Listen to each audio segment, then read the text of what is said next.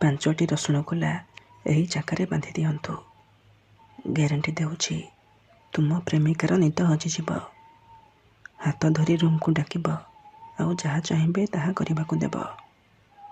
ହଁ ଦର୍ଶକ ବନ୍ଧୁ, ଆଜିର ଏହି ଭିଡ଼ିଓଟିରେ ମୁଁ ଆପଣଙ୍କୁ ଶିଖାଇବି 5ଟି ରସୁଣ କୋଲା ସାହାଯ୍ୟରେ ଝିଅ ପଠାଇବା ପାଇଁ ବିଦ୍ୟା, ବିବାହିତା ମହିଳାକୁ ପଠାଇବା ପାଇଁ ବଶୀକରଣ ବିଦ୍ୟା, ଯାହାକୁ ପ୍ରୟୋଗ କରି ଆପଣ ସୁନ୍ଦରୀରୁ ସୁନ୍ଦରୀ ଝିଅକୁ ପଠାଇ ପାରିବେ। ପଡ଼ିଶା ଘର ସୁନ୍ଦରୀ ଭାଉଜଠାରୁ ନିଜର ମନ ମୁତାବକ କାମ ହାସଲ କରିପାରିବେ। କେବଳ ଆପଣଙ୍କୁ 5ଟି ରସୁଣ କୋଲା ଏହି ଚାକାରେ ବାନ୍ଧିବାର ଅଛି। ତାପରେ ଦେଖିବେ ଚମତ୍କାର। ହଁ ଦର୍ଶକ ବନ୍ଧୁ, ଆପଣ ସମସ୍ତେ ମନେ ମନେ କେଉଁ ନା କେଉଁ ଝିଅକୁ ଭଲ ପାଉଥିବେ, କିନ୍ତୁ ଯେତେ ଚେଷ୍ଟା କଲେ ମଧ୍ୟ ଆପଣ ତାକୁ ପଠାଇ ପାରୁନାହାନ୍ତି। ତାକୁ ନିଜର ମନ କଥା କହିବାକୁ ଡରୁଛନ୍ତି।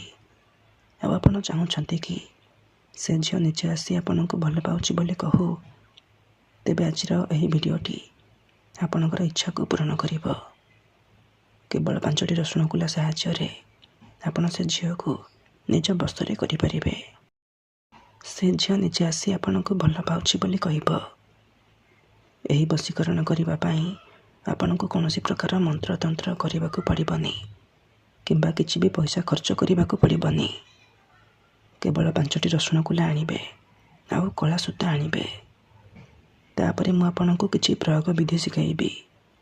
ଆପଣ ସେହି ପ୍ରୟୋଗ ବିଧିକୁ ଠିକ୍ ଭାବରେ କରିକି 5ଟି ରସୁଣ କୋଲାକୁ ଏହି ଚାକାରେ ବାନ୍ଧିଦେବେ।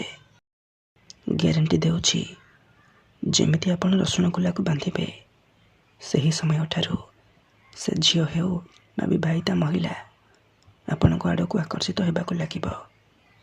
ଆପଣଙ୍କ ପାଖକୁ ଆସିବା ପାଇଁ ଛଟପଟ ହେବ। ନମସ୍କାର ଦର୍ଶକ ବନ୍ଧୁ, ଏସ୍ ମନ୍ତ୍ର ଚ୍ୟାନେଲରେ ଆପଣମାନଙ୍କୁ ସ୍ୱାଗତ। ଯଦି ଆପଣ ନିଜ ପସନ୍ଦର ଝିଅକୁ ପଠାଇବାକୁ ଚାହୁଁଛନ୍ତି, ପଡ଼ିଶା ଘର ସୁନ୍ଦରୀ ଭାଉଜଠାରୁ ନିଜର ମନ ମୁତାବକ କାମ ହାସଲ କରିବାକୁ ଚାହୁଁଛନ୍ତି, ତେବେ ଆଜିର ଏହି ଭିଡ଼ିଓଟିକୁ ପୁରା ଧ୍ୟାନର ସହିତ ଶେଷ ପର୍ଯ୍ୟନ୍ତ ଦେଖନ୍ତୁ। 5ଟି ରସୁଣ କୋଲାର ଏହି ବଶୀକରଣ ପ୍ରଚଣ୍ଡ ମହାଶକ୍ତିଶାଳୀ ବଶୀକରଣ। ଏହାର ପ୍ରୟୋଗ କେବେ ବି ଖାଲି ଯାଏନି। ତେଣୁ ମାତ୍ର ଥରେ ଆପଣ ଏହି ବଶୀକରଣକୁ କରିକି ଦେଖନ୍ତୁ। ତାପରେ ଦେଖିବେ କିପରି ସେ ଝିଅ ଆପେ ଆପେ ପଟିଯିବ। ଏହି ବଶୀକରଣ ସାହାଯ୍ୟରେ ଆପଣ ଶାଶୁ, ନଣନ୍ଦ, ଦିଅର, ଭାଉଜ କାହାକୁ ବି ନିଜ ବଶରେ କରିପାରିବେ। ତାଠାରୁ ନିଜର ମନ ମୁତାବକ କାମ ହାସଲ କରିପାରିବେ। ଏହି ବଶୀକରଣ କରିବା ସବୁଠାରୁ ସହଜ, କିନ୍ତୁ ବଶୀକରଣ କରିବା ପୂର୍ବରୁ କିଛି ବିଶେଷ କଥା ଜାଣି ରଖନ୍ତୁ। ବଶୀକରଣ କ'ଣ ପାଇଁ କରାଯାଏ?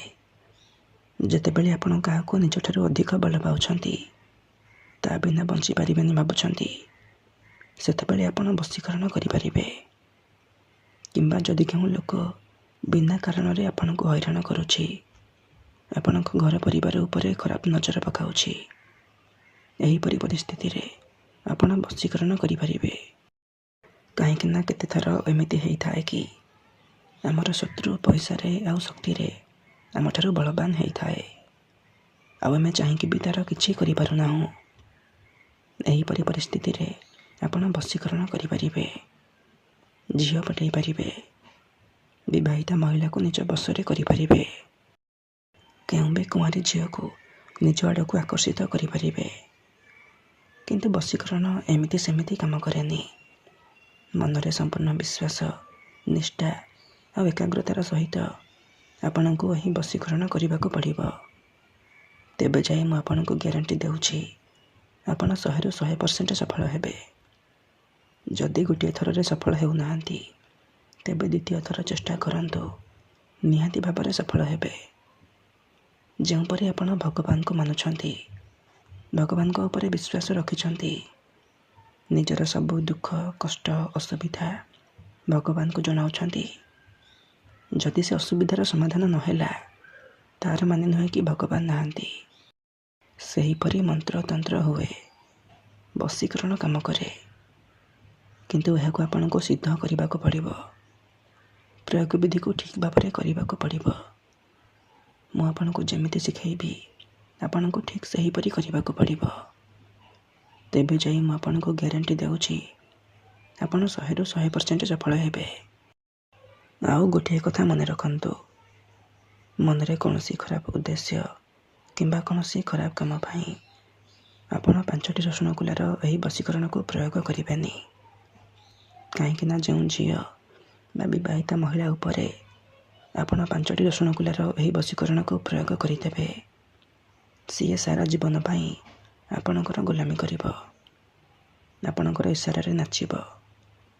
ଆପଣ ତାକୁ ଯାହା କହିବେ, ଯେମିତି କହିବେ ସେ କରିବ, କୌଣସି ପ୍ରକାର ବାଧା ଦେବ ନାହିଁ। ତେବେ ଏହି ବଶୀକରଣକୁ ଆପଣ କିପରି କରିବେ, 5ଟି ରସୁଣ କୁଲାକୁ ଆପଣ କିପରି ବାନ୍ଧିବେ, ମୁଁ ଆପଣଙ୍କୁ ଶିଖାଇବି। ଜାଣିବା ପାଇଁ ଭିଡ଼ିଓଟିକୁ ପୁରା ଧ୍ୟାନର ସହିତ ଶେଷ ପର୍ଯ୍ୟନ୍ତ ଦେଖନ୍ତୁ। ବିଧିଟି ଜାଣିବା ପୂର୍ବରୁ ମୋର ଆପଣମାନଙ୍କୁ ଅନୁରୋଧ କି ଯଦି ଆପଣ ଆମ ଚ୍ୟାନେଲକୁ ନୂଆ ଆସିଛନ୍ତି, ତେବେ ଦୟାକରି ଚ୍ୟାନେଲକୁ ସବସ୍କ୍ରାଇବ୍ କରି ପାଖରେ ଥିବା ବେଲ୍ର ଆଇକନ୍କୁ ମଧ୍ୟ ଦବାଇ ଦିଅନ୍ତୁ, ଯାହାଦ୍ୱାରା ଆମେ ଯେଉଁ ବି ଭିଡ଼ିଓ ଅପଲୋଡ଼ କରିବୁ ସର୍ବପ୍ରଥମେ ଆପଣ ଦେଖିପାରିବେ ଆଉ ତା'ର ଲାଭ ପାଇପାରିବେ। ତେବେ ଚାଲନ୍ତୁ ଜାଣିବା ଏହି ବଶୀକରଣ ବିଧିକୁ ଆପଣ କିପରି କରିବେ। ମନେ ରଖନ୍ତୁ, ଏହି ବଶୀକରଣ ବିଧିକୁ ଆପଣ କେବଳ ଶନିବାର ଦିନ କରିବେ। ଦିନ 3ଟା ଠାରୁ ସନ୍ଧ୍ୟା 6ଟା ମଧ୍ୟରେ ଆପଣ ଏହି ବଶୀକରଣକୁ କରିବେ। ପ୍ରଥମେ ଆପଣ କ'ଣ କରିବେ, ଭଲ ଭାବରେ ହାତ, ଗୋଡ଼, ମୁହଁ ଧୋଇକି ସଫା ବସ୍ତ୍ର ପିନ୍ଧିକି କୌଣସି ଏକ ଜାଗାରେ ଦକ୍ଷିଣ ଦିଗକୁ ମୁହଁ କରିକି ବସି ପଡ଼ିବେ, ଯେଉଁଠାରେ ଆପଣଙ୍କୁ କେହି ଦେଖିବେନି କିମ୍ବା ଅଧାରୁ ଡାକିବେନି। ତାପରେ ଆପଣ 5ଟି ରସୁଣ କୁଲା ଆଣିବେ ଆଉ କଳା ସୂତା ଆଣିବେ। ଆପଣଙ୍କ ଘରେ ଯେଉଁ ସିଲେଇ ସୂତା ଥିବ, ରିଲ୍ ସୂତା, ଆପଣ ସେହି ସିଲେଇ ସୂତାକୁ ଆଣିବେ। ତାପରେ ଦକ୍ଷିଣ ଦିଗକୁ ମୁହଁ କରିକି ବସି ପଡ଼ିବେ। ତାପରେ 5ଟି ରସୁଣ କୁଲା ଆଉ କଳା ସୂତା ସାହାଯ୍ୟରେ ଆପଣ ଗୋଟିଏ ମାଳ ତିଆରି କରିବେ। ଠିକ୍ ଅଛି? ମାଳ ତିଆରି କରିସାରିବା ପରେ ଆପଣ କ'ଣ କରିବେ, ସେହି 5ଟି ରସୁଣ କୁଲାର ଯେଉଁ ମାଳ କରିଛନ୍ତି ତାକୁ ନିଜ ସାମ୍ନାରେ ରଖିବେ। ତାପରେ ଗୋଟିଏ ରସୁଣ କୁଲାକୁ ଆପଣ ଛୁଇଁବେ। ଆଖି ବନ୍ଦ କରିକି ସେହି ଝିଅ ବା ମହିଳାକୁ ମନେ ମନେ ଭାବିବେ, ତା'ର ନାମ ଗୋଟିଏ ଥର ଉଚ୍ଚାରଣ କରିବେ। ଏହିପରି ଆପଣ ଗୋଟେ ଗୋଟେ କରି 5ଟି ରସୁଣ କୁଲାକୁ ଛୁଇଁବେ। 5 ଥର ସେହି ଝିଅ ବା ମହିଳାର ନାମ କହିବେ। ତାପରେ ଆପଣ କ'ଣ କରିବେ, 5 ଥର ଏହିପରି କରିସାରିବା ପରେ ସେହି 5ଟି ରସୁଣ କୁଲାର ମାଳରେ ଗୋଟିଏ ଥର ଫୁଙ୍କିଦେବେ।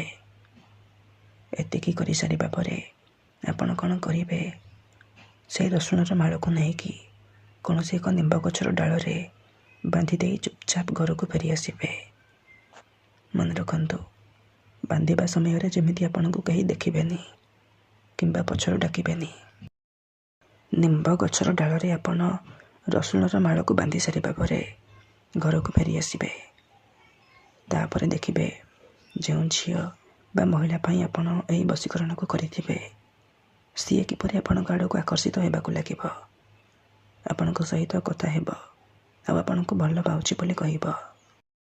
ମୁଁ ଆପଣଙ୍କୁ ଆଉ ଥରେ କହି ରଖୁଛି, ମନରେ କୌଣସି ଖରାପ ଉଦ୍ଦେଶ୍ୟ କିମ୍ବା କୌଣସି ଖରାପ କାମ ପାଇଁ ଆପଣ ଏହି ବଶୀକରଣକୁ ପ୍ରୟୋଗ କରିବେନି। ଧନ୍ୟବାଦ।